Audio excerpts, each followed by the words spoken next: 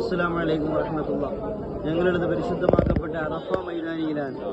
ഹബീബായ മുത്തുനബി സല്ലല്ലാഹു അലൈഹി വസല്ലം ഞങ്ങൾ അവിടുന്ന് പറഞ്ഞത് അൽ ഹജ്ജ് അറഫ ഖാല റസൂലുള്ളാഹി സല്ലല്ലാഹു അലൈഹി വസല്ലം.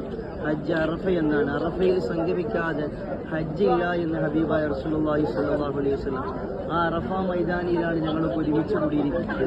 ഇബ്രാഹിം നബി അലൈഹി സ്വലാത്തു വസ്സലാമിനെ ജിബ്രീൽ അലൈഹി സ്വലാത്തു വസ്സലാം ഹജ്ജിന്റെ കർമ്മങ്ങളൊക്കെ പഠിപ്പിച്ചു കൊടുത്ത് അവിടുന്ന് ചോദിക്കുന്ന അറഫ എനിക്ക് മനസ്സിലായില്ലേ, ആ ഒരു കാരണം കൊണ്ടാണ് ഈ സ്ഥലത്തിന് അറഫ എന്നുള്ള പേര് വീണത് എന്നും, അതുപോലെ തന്നെ ആദം നബി അലൈഹി സ്വലാത്തു വസ്സലാം പ്രിയപ്പെട്ട സഹധർമ്മിണി നമ്മുടെയൊക്കെ ഉമ്മയായ ഹവ്വ ബീവി റളിയല്ലാഹു അൻഹ രണ്ടുപേരും സ്വർഗ്ഗലോകത്തിൽ നിന്ന് ഇറങ്ങിയതിന് ശേഷം ഭൂമിയിലൂടെ ഒരുപാട് കാലം സഞ്ചരിച്ചു.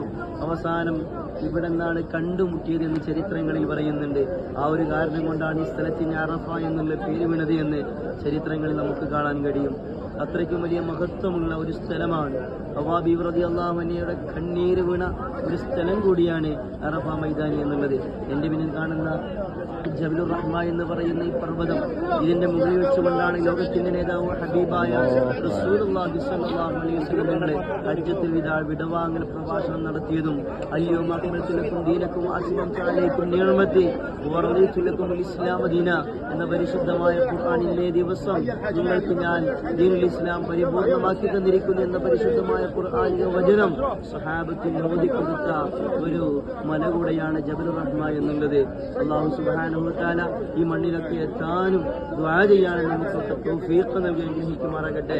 ആമീൻ. അസ്സലാമു അലൈക്കും വറഹ്മത്തുള്ളാഹി വബറകാതുഹു.